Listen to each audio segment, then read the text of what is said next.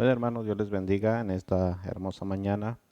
Eh, Hoy empezamos una serie basada en doctrina básica. Amén. Y el tema de hoy le hemos puesto por nombre Dios es quien busca al hombre. Y este texto está, nuestro texto base que estaremos usando será Romanos 5, 17 al 19. Será nuestra plataforma para despegar, para hablar de lo que Dios está interesado en que el ser humano sepa. Amén. Así que le voy a pedir que ah, me acompañe al libro de Romanos en el capítulo 5, versos 17 al 19. Lo vamos a leer y posteriormente estaremos orando para que Dios nos ayude en, a transmitir su palabra. Amén. Así que acompáñenme al libro de Romanos 5, verso 17. Amén. Dice así la palabra de nuestro buen Dios. Pues si por la transgresión de un solo hombre, de uno solo reinó la muerte, mucho más reinará en vida por uno solo, Jesucristo, los que reciben la abundancia de la gracia y del don de la justicia. Verso 18. Así que por la transgresión de uno vino la condenación a todos los hombres, de la misma manera por la justicia de uno vino a todos los hombres la justificación de vida.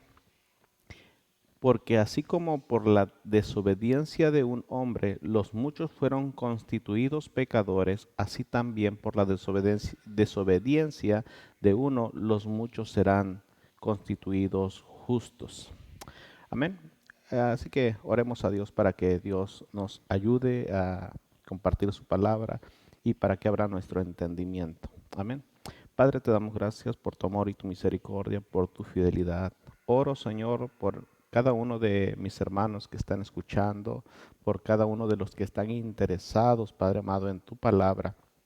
Les abras el entendimiento, tanto a ellos como a mí, Señor, de manera que podamos edificarnos, Señor, sobre la base fundamental de nuestra creencia, tu palabra, Señor.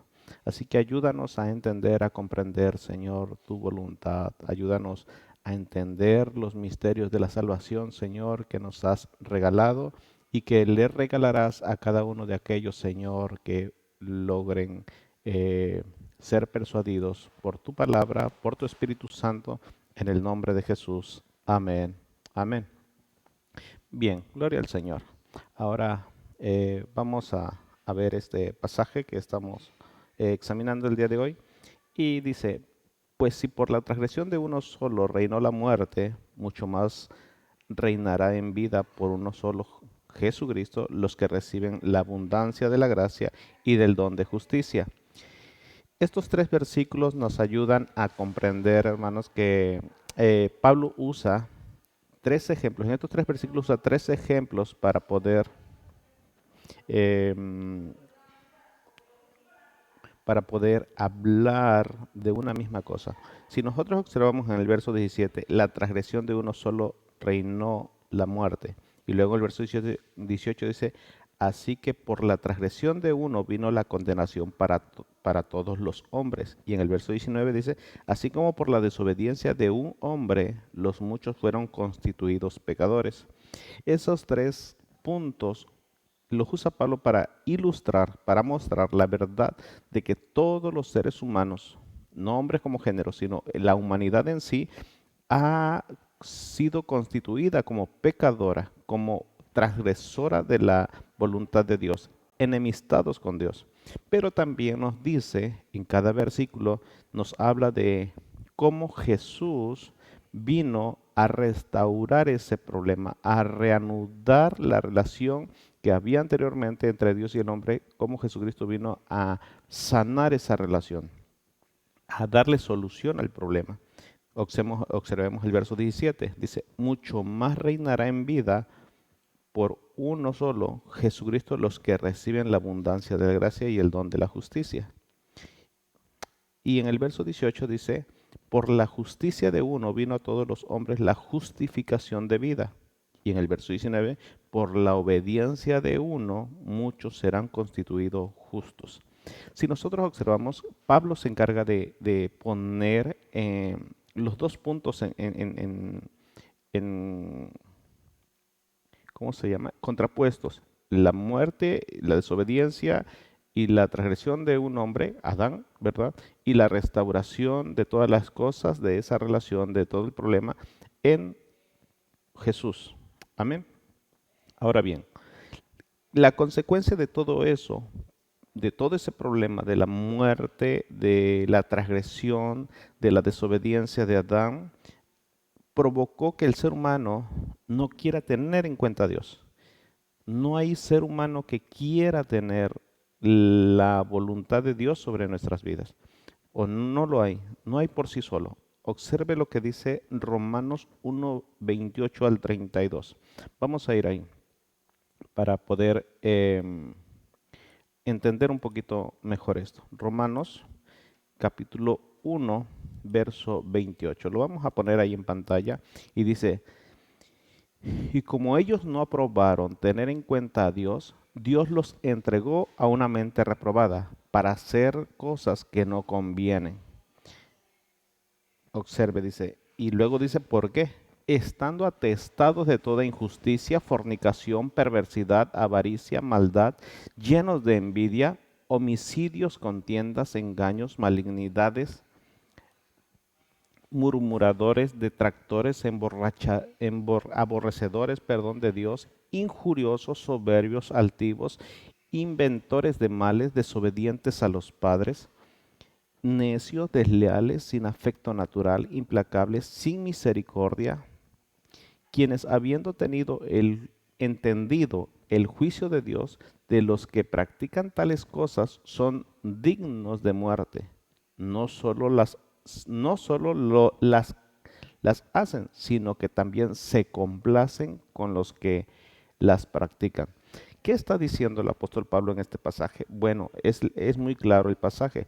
La persona, el ser humano no quiere tener en cuenta a Dios y por esa razón, porque el ser humano no quiere tener en cuenta a Dios, entonces Dios los entrega, los abandona, por llamarlo de alguna así, a su juicio, a su entendimiento, a lo que ellos creen que es bueno. Por eso es que estas personas tienden a querer hacer toda y cada una de estas cosas que menciona en esta lista. ¿Qué quiere decir esto? Eso lo menciona desde el verso 29, 30 y 31 y 32.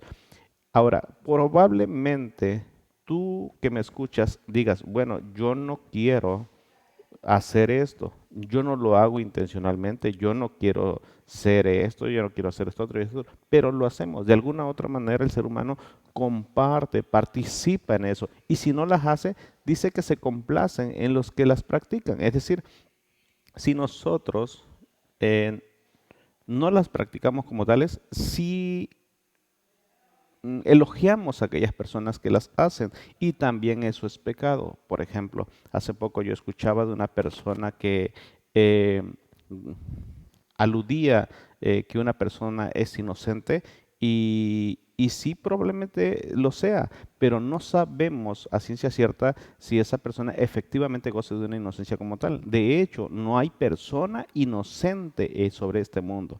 Lo vamos a ver un poquito más adelante. Es por eso que el hombre de todos los tiempos, desde los tiempos desde Adán hasta nuestra era, hasta el día de hoy, el hombre trata de buscar la salvación, pero a través de sus propios logros, de sus propios méritos, de sus propias capacidades o raciocinio, ¿sí? Creando, esto lo hace crear un Dios a su manera. Yo he escuchado a mucha gente que dice, bueno, lo que pasa es que yo creo a Dios, pero yo creo a mi manera. Yo creo que no es necesario que yo haga tal o cual cosa para poder ser buena persona. No, yo entiendo que no. De hecho, hay muchas personas, y te puedo decir, hermano, con mucha seguridad, que hay muchas personas buenas que se van a ir al infierno, porque la intención no es ser buena persona, sino reconocer que Jesús es el Señor de nuestras vidas. Mira, eh, las personas que tratan de ser buenas personas, o el ser humano que trata de ser buena persona para creer que a través de eso Dios le va a dar un beneficio o la salvación o le va a tener en cuenta. Y no sé, yo creo que viene a la mente de esas personas que Dios encuentra una balanza, ¿verdad? Se encuentra una balanza pesando tus malas acciones con tus buenas acciones y a ver cuál pesa más. Entonces, para aligerar su conciencia, tratan de hacer cosas buenas o de ayudar a los necesitados o de apoyar a alguien con la intención de que pesen más sus obras buenas que las malas. Pero no funciona así, no es a la manera del ser humano. Aleluya. Por esto es que hoy en día existen muchas, pero muchas religiones.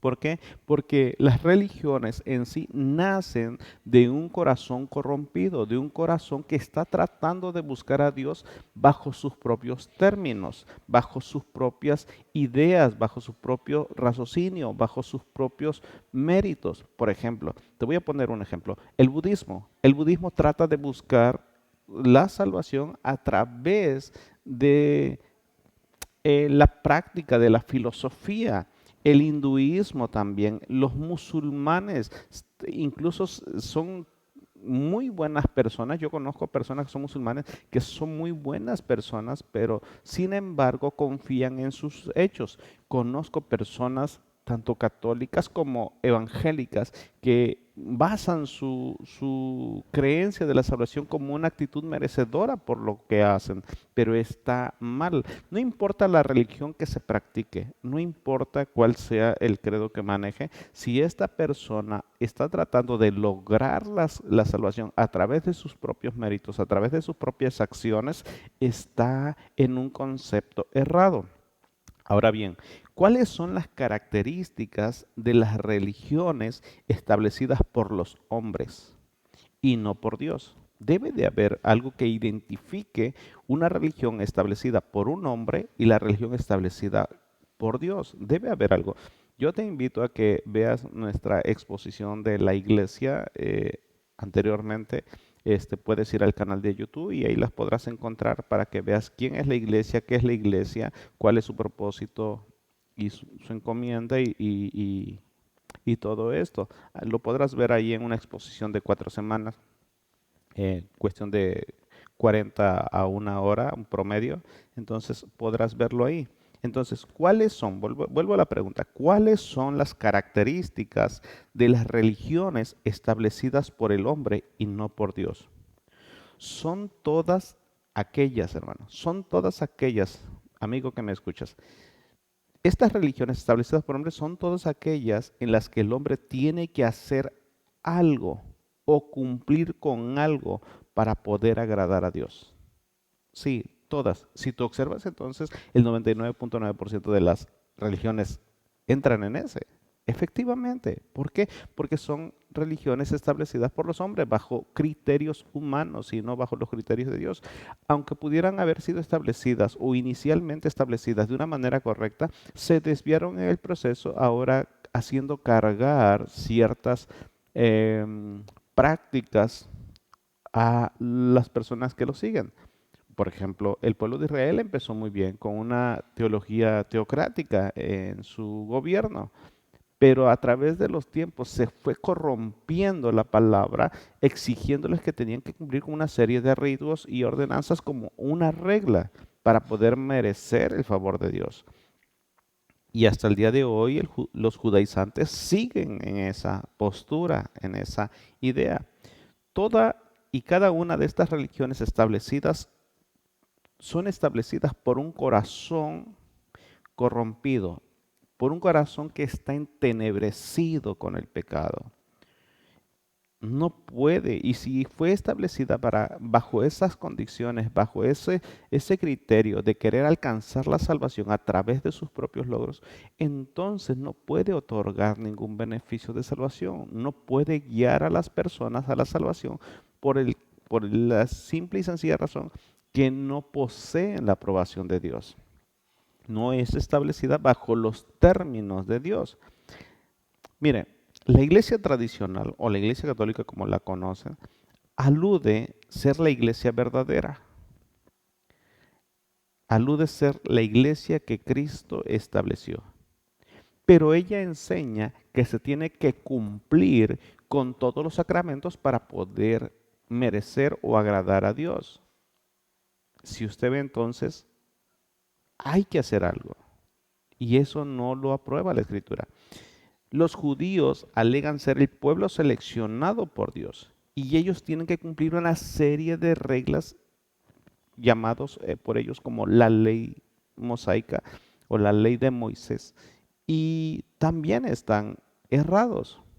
Incluso muchos movimientos evangélicos reclaman poseer la verdadera salvación o la verdad sobre la salvación. Pero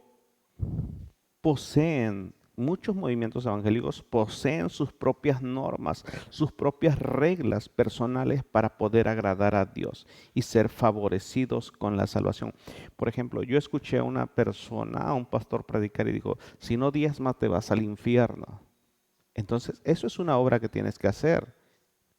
Si tú tienes que diezmar para poderte ir al cielo y no irte al infierno y poder ir a la presencia de Dios, entonces es algo que tú estás estableciendo. Es algo que la- la, mm, el pastor, el que está dirigiendo al rebaño, está plasmando una idea errónea de Dios.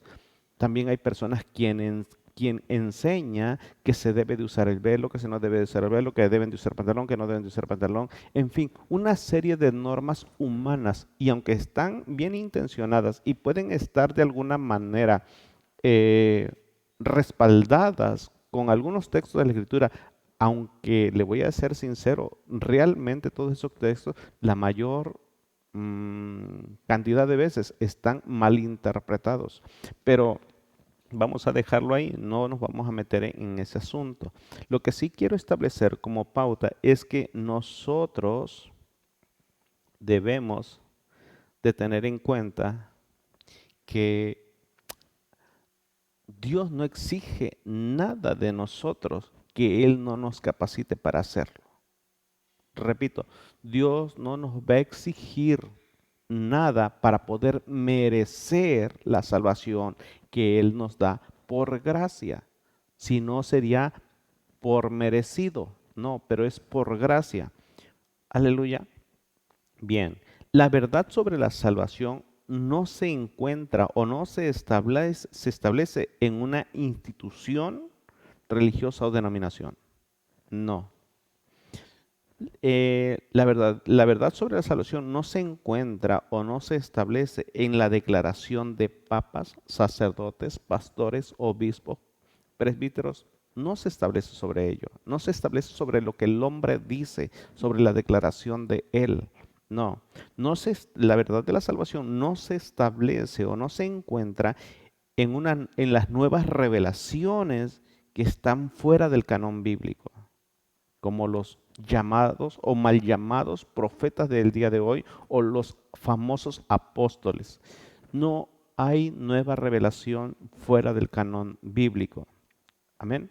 La verdad de la salvación no se encuentra en los supuestos sueños y visiones que aludan tener muchos cristianos hoy en día. No se encuentra la salvación. Dios no va a fundamentar su salvación, algo por lo que Él murió, algo que Él estableció y dio gratuitamente, lo va a fundamentar sobre cosas que están basadas en los hombres. Sencillo como eso. Aleluya. La salvación se encuentra única y exclusivamente en Cristo Jesús, autor y consumador de nuestra fe, como lo dice el libro de Hebreos, capítulo 5, versos 7 al 9. Y Cristo en los días de su carne, observe, ofreciendo ruego y súplica con gran clamor y lágrimas al que lo podía librar de la muerte, fue oído a causa de su temor reverente. Y aunque era hijo, por lo que padeció, aprendió la obediencia.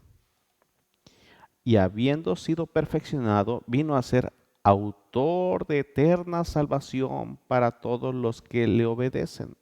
Observe, Él es el autor de eterna salvación para los que le obedecen. Ahora, observe que no es necesario obedecer para poder merecer la salvación. No, es el autor de la salvación, ¿verdad? Para los que obedecen, es decir, para los que dan como fruto la obediencia al estilo de Jesús, bajo el ejemplo de la vida de Jesús. Romanos 12:2. Puesto los ojos en Jesús, el autor y consumador de nuestra fe, el cual por el gozo puesto delante de él sufrió la cruz, menospreciando el oprobio, y se sentó a la diestra del trono de Dios. Aleluya. Entonces podemos ver, hermano, que realmente el ser humano por sí mismo no está perdido. El ser humano por sí solo está perdido totalmente. No tiene la capacidad. Su razonamiento está entenebrecido, está atestado de pecado, de egocentrismo. Aleluya. Mire, veamos lo que dice el apóstol Pablo en Romanos 3. El apóstol Pablo en esta carta de Romanos, a mí me impacta mucho la carta de Romanos, él hace en el capítulo 3 una evaluación, bueno, toda la carta de los Romanos, pero en el capítulo 3 específicamente, él presenta una evaluación del pueblo judío y su trato con la palabra de Dios. Si nosotros pudiéramos observar ese pasaje, nos daríamos cuenta con claridad que el apóstol Pablo se encuentra eh, viendo, ofreciendo que el ser humano no puede, no tiene, está privado de la capacidad de poder buscar a Dios. Mire, vamos ahí a Romanos 3, a ver si el 3, 3:1 dice, ¿qué ventaja tiene pues el judío o qué aprovecha la circuncisión? Muchos en toda manera, primero ciertamente que le han sido confiada la palabra de Dios, les fue confiada la palabra de Dios. Pero ¿qué fue lo que pasó con ellos?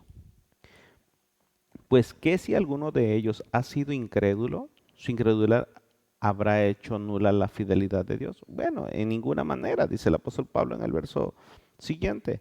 Pero el punto está aquí, hermano, que Dios sigue permaneciendo fiel, pero eso no indica que el ser humano no esté privado de su raciocinio.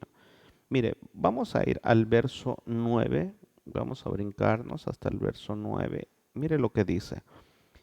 ¿Qué pues? ¿Somos nosotros mejores que ellos? Está hablando el apóstol Pablo. O sea, está hablando de que llévalo a los judíos y ahora va a ver a los gentiles. ¿Qué pues? ¿Somos nosotros mejores que ellos? Y él contesta otra vez, en ninguna manera. Pues ya hemos acusado a judíos y a gentiles. Judíos y los que no son judíos. Entre esos entramos nosotros. Que todos están bajo pecado. Observe. Todos estamos bajo pecado, todos somos culpables, todos debemos de ir. De hecho, fuera de Jesús, nadie que nació de mujer, nadie nace con una salvación perpetua. Todos somos llamados por gracia. Para esto le voy a pedir que me acompañe a libro de Efesios, Efesios 2:8, es un pasaje muy conocido. Porque por gracia sois salvos por medio de la fe. Y esto no es de vosotros. Observe que por gracia es un regalo que no merecemos. Somos salvos por medio de la fe. Y dice aquí que la gracia y la fe, esto no es de nosotros, pues es un don de Dios. Entonces podemos observar con claridad que el ser humano está comprometido si, con Dios. Y mire, y luego continúa en el verso 9, dice, no por obras para que nadie se gloríe. Entonces, más que evidente que el ser humano no puede ganar la salvación por sí mismo. Aleluya. Continuamos en el verso, en Romanos 3, en el verso 10 vamos a ver ahora. Aleluya. Dice, como está escrito, no hay justo ni aun uno. Observe con claridad, no hay justo ni aun uno. Dice el verso 11, no hay quien entienda, no hay quien busque a Dios. Verso 12, todos se desviaron, a una se hicieron inútiles, no hay quien haga lo bueno, no hay ni siquiera uno. Aleluya. Dice el siguiente, sepulcros abiertos es su garganta, con su lengua engañan, veneno de áspid debajo de sus, hay debajo de sus labios.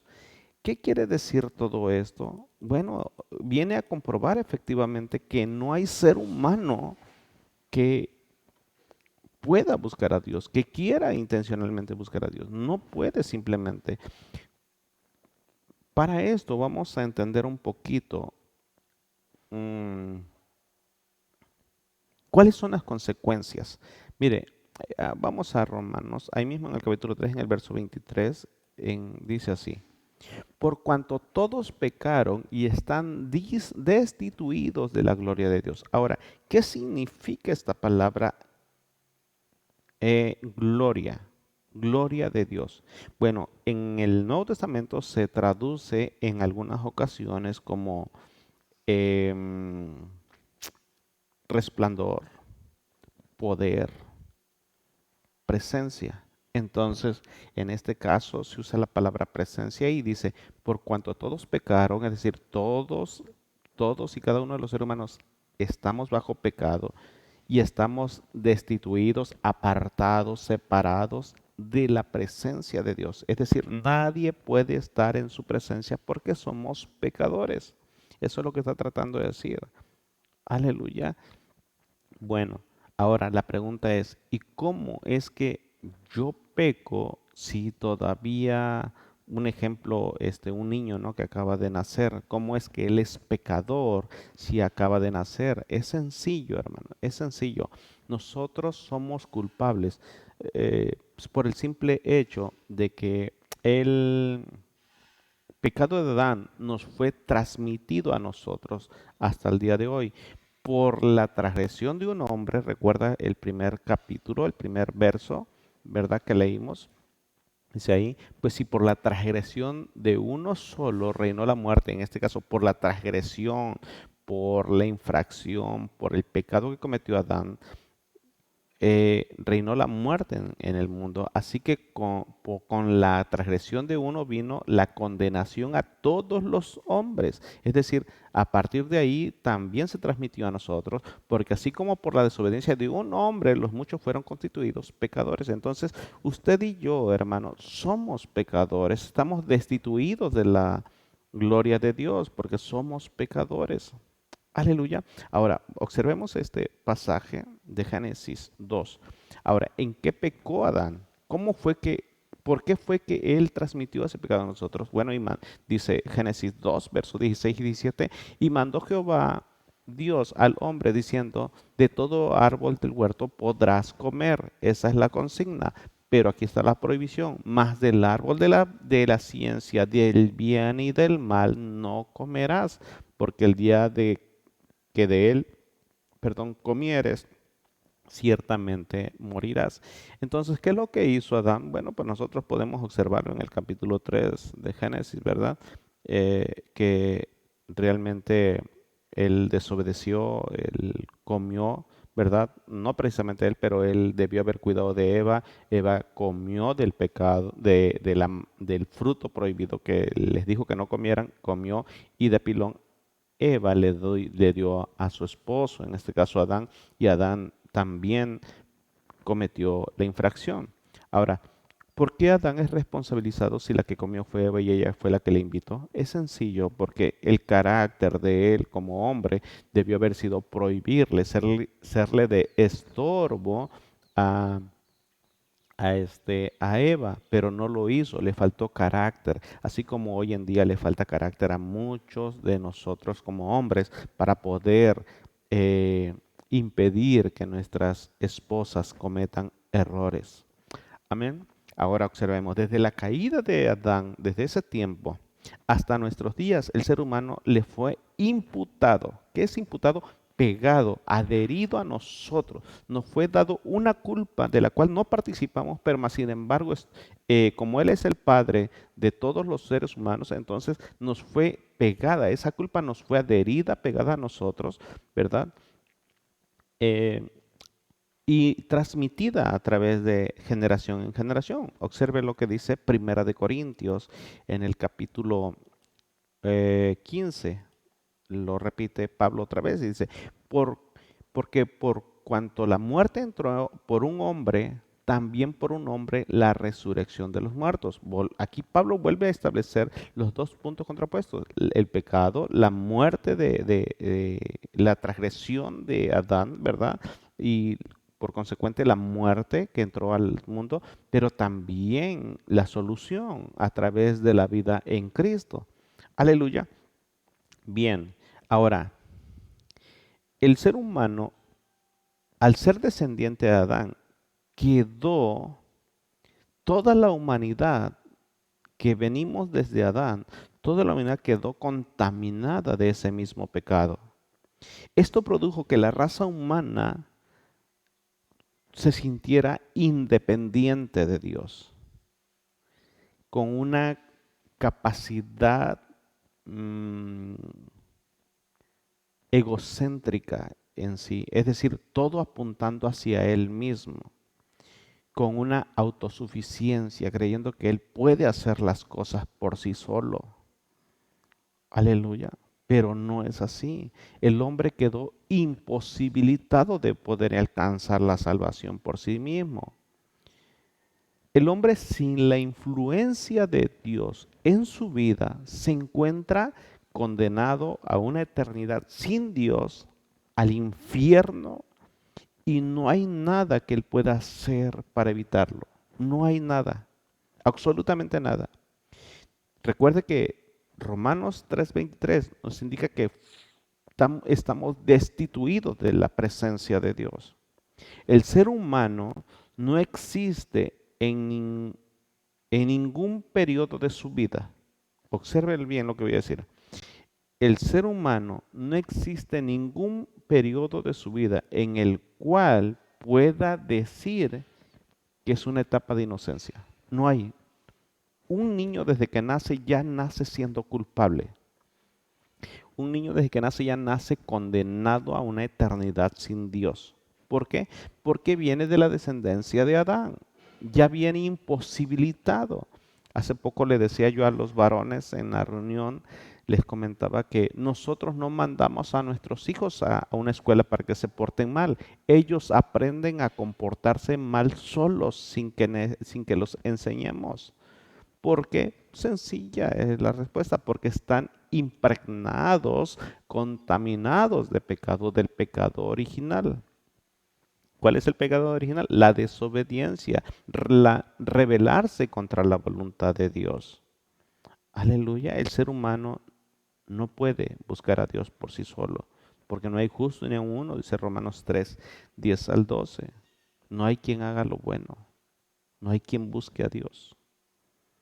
Aleluya. A lo mejor tú podrás decirme, bueno, es que yo sí voy, yo asisto a una iglesia, yo mm, comulgo, yo estoy ahí al pendiente. Sí, yo estoy de acuerdo que tienes una intencionalidad en tu corazón. Sí, pero si tú ves, tú necesitas ir para poder sentirte que estás agradando a Dios.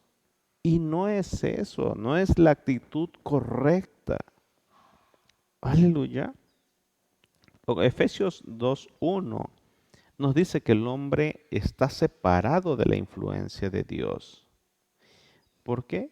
Dice que nosotros estábamos muertos en nuestros delitos y pecados. Efesios 2:1. Dice, y Él os dio vida a vosotros cuando estabais muertos en vuestros delitos y pecados. Nosotros estábamos muertos, nosotros no merecíamos ser salvos, pero más sin embargo a Él le plació. Aleluya. Romanos 6:23 nos indica, porque la paga del pecado es muerte, mas la dádiva de Dios es vida eterna en Cristo Jesús.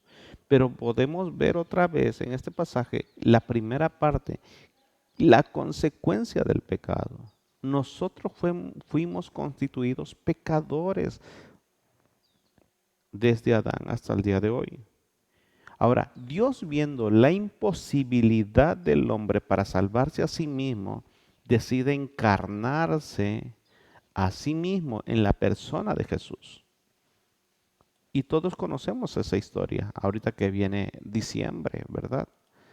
Dice, y pensando él en esto, he aquí un ángel del Señor le apareció en sueño y dijo, José, hijo de David, no temas recibir a María tu mujer, porque lo que en ella es engendrado del Espíritu Santo es. Y ahí viene, y dará a luz un hijo, se refería a María, y llamará su nombre Jesús.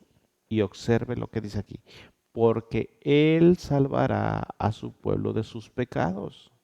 No dijo que los iba a libertar de la opresión romana, no, los salvaría de sus pecados. A su pueblo.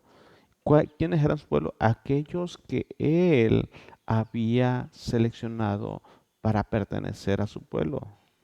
Aleluya. Juan capítulo 1, vamos a observar ese pasaje. Dice, en el principio era el verbo y el verbo era con Dios y el verbo era Dios. ¿Cuándo? Desde el principio. Aunque Jesús se encarnó, o más bien Dios se encarnó en la personalidad de Jesús a través del vientre de María, no quiere decir que a partir de ahí empezó a existir. No, él ya existía de antes, por eso dice, en el principio era el verbo y el verbo estaba con Dios, el verbo era Dios y el verbo era Dios, era con Dios y el verbo era Dios. Es decir, Jesús, o más bien Dios ya existía desde antes que María. María fue la persona idónea para que trajera o se encarnara Dios en este mundo.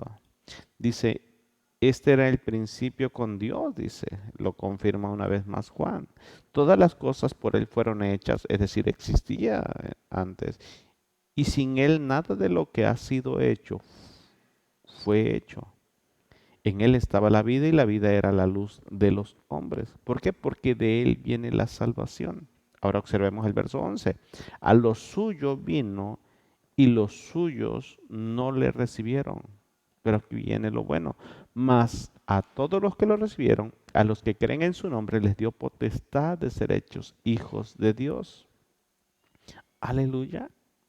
Es sorprendente, hermano. Es sorprendente cómo un Dios soberano, creador de lo que vemos y de lo que no vemos, está tan preocupado por la salvación del ser humano, por el estado pecaminoso del ser humano, y viendo su imposibilidad, Él deja su trono para venir a esta tierra a encarnarse, a nacer de una mujer, de una virgen, para poder salvar a todos aquellos que crean en Él de sus pecados.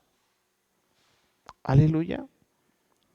Ahora, tú podrás decir, bueno, pero es que hay personas que son muy malas. Sí, claro, yo estoy de acuerdo contigo. Que no merecen ser salvos. Sí, yo estoy de acuerdo contigo, pero eso no me hace mejor a mí. Si él es peor que yo, eso no me hace mejor a mí. De hecho, para Dios no hay pecados grandes ni chicos. Para Dios el pecado es pecado. Para Dios el pecado es lo mismo que mates a una persona que te robes un chicle, porque eso es un pecado. El pecado es pecado. En el pecado no hay colores ni sabores. No hay unos peores que otros. Todos son pecado. Mire, observemos unas características. Vamos a ir rápido ahí a Lucas 19, ¿verdad? Verso 1.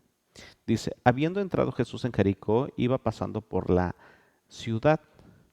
Y sucedió que un varón llamado Zaqueo, que era jefe de los publicanos, que era jefe de los publicanos. Este Zaqueo era judío.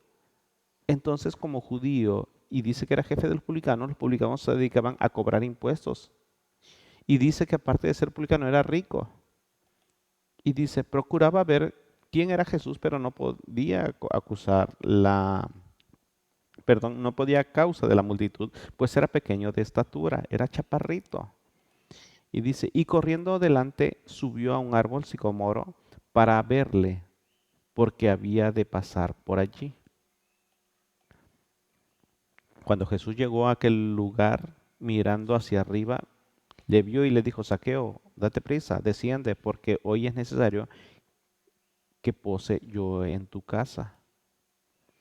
Entonces él descendió a prisa y le recibió con gozo. Observe, a pesar de que era un hombre rico, con muy buen estatus social, y Jesús simplemente era un predicador, el hijo de un carpintero, dice que él lo recibió con gozo. Dios estaba trabajando en el corazón de Zaqueo. Al ver esto, todos murmuraban diciendo que había entrado a posar con hombre pecador. O sea, todos los que se sentían bien, todos los que se sentían muy buenos, señalaban a Jesús porque decían, ¿cómo es posible que este hombre que dice predicar, que dice esto, que dice esto otro, vaya y pose con un hombre pecador como Zaqueo? Entonces Zaqueo, puesto en pie, dijo al Señor, he aquí, Señor, la mitad de mis bienes doy a los pobres, y si en algo he sido defraudado, he defraudado a alguno, se lo devuelvo cuadruplicado. Esa fue la actitud de un hombre que tenía muchas posesiones malavidas. Y él está dispuesto, al tener el contacto con Jesús, al conocer a Jesús, él responde de esta manera. Jesús le dijo, hoy ha venido la salvación a esta casa, por cuanto él también es hijo de Abraham. Y observe, porque el Hijo del Hombre vino a buscar y a salvar lo que se había perdido. Zaqueo no podía hacer nada por su salvación. No, a pesar de que tenía muchos bienes, a pesar de que tenía algunas contribuciones, no podía hacer nada por su salvación hasta que Jesús lo encontró. Jesús salió a buscarlo. Él bien pudo, si tú lees el contexto de este pasaje, él pudo haberse ido por las orillas de Jericó y haber pasado de largo hasta Jerusalén. Pero no, él pasó y cuando él pasó, entró a Jericó porque sabía que se iba a encontrar con Zaqueo. Él vino a rescatar, vino a buscar y a salvar lo que se había perdido. Zaqueo estaba perdido. Como todos nosotros, los seres humanos, estamos perdidos porque estamos muertos en delitos y pecados. Observemos un pasaje más, así rápido. Marcos 2, 13. Después volvió a salir al mar y toda la gente venía a él y les enseñaba. Y al pasar vio a Leví, hijo de Alfeo, sentado al banco de los tributos públicos. Otro publicano, otra persona que cobra impuestos, otro que traiciona a su pueblo. Y le dijo, sígueme. Y levantándose le siguió. Aconteció que estando Jesús a la mesa, en casa de él, muchos publicanos y pecadores estaban también en la mesa juntamente con Jesús y sus discípulos, porque había muchos que le habían seguido. Observe, ¿sí? Verso 16. Y los escribas y los fariseos, viéndole comer con los publicanos y con los pecadores, dijeron a los discípulos, ¿qué es esto? ¿Que él come y bebe con los publicanos y pecadores? Al oír esto, Jesús les dijo, los sanos no tienen necesidad de médicos, sino los enfermos. No he venido a llamar a justos, sino a pecadores. Observe, Jesús, no importa qué tan mal estemos, Jesús tiene un lugar para nosotros. Jesús está buscándonos. Jesús nos está buscando. Él vino a rescatar y a salvar lo que se ha perdido. ¿Qué necesitamos nosotros? Reconocer. A través de la obra del Espíritu Santo, el ser humano puede reconocer que somos pecadores, que somos de lo peor. No hay nadie peor que yo. Y entonces dice la Escritura que Él vino a llamar a pecadores, no a justos. Tú y yo no podemos pagar la deuda, hermano. Tú y yo no podemos pagar la deuda que tenemos con Dios. La deuda que nos fue transmitida a través de Adán. No la podemos pagar.